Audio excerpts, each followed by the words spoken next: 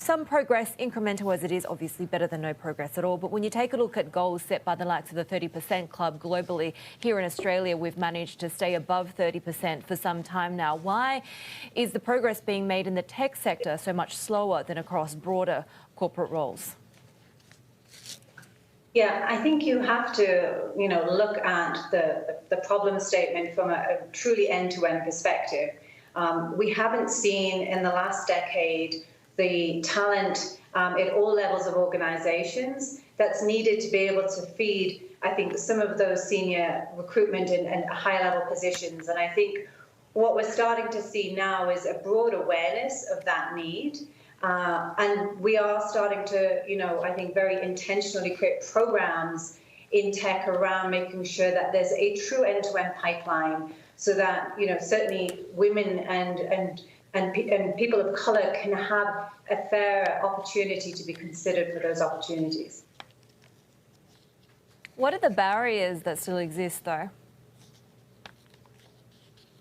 Well, I think part of the barriers, kind of goes to culture. I still think for some tech companies, the culture still exists where it's just been hard for women to break through. And I think what we've tried to do at PayPal is really create a culture of inclusion so that, you're not sort of stereotyped or seen in any sort of stereotype if you have a strong point of view or you want to show ambition. And I think that hasn't always been tolerated in the past. I think another barrier that I see is women certainly need more support and help to break through things like the traditional system. If you look at boards, where recruiters have their existing Rolodex, and a lot of women are not on that. And what I'm starting to see is a real broadening of networks around how people recruit instead of going to traditional sort of structures. And certainly when we were populating the PayPal board, where we're at 45% diversity now today, where we weren't when we started, a lot, if not most of those appointments were made through the networks of our existing board members and executives. So how do you establish a clear evaluation criteria so you have the right processes so you don't have this bias just creeping in during hiring or reviews?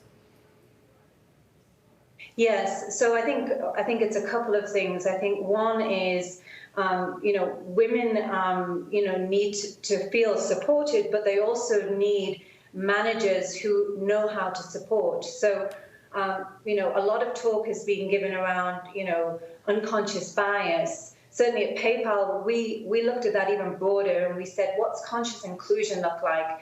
And we set about to train every one of our employees, all the way up to the CEO. We all went through a training program so that we could build, the first step is awareness. And addressing, we all have biases, no matter where we came from or what our backgrounds are. And I think it's really aligning those sort of examples to the culture you're trying to create. And then in that culture, you've got to really have fairness in the system. And so one of the big things we did when we set about establishing PayPal as its own company is the CEO, Dan Schulman, immediately said, we've got to take a focus on pay equity because people have to feel equal to really be given the same advantages. And so we, from day one of being an independent company, have focused on pay parity and equality and creating opportunity in our talent programs. And I think a lot of that investment takes often several years, but we're certainly, I think, coming out of that last 5 years much stronger than where we were when we began.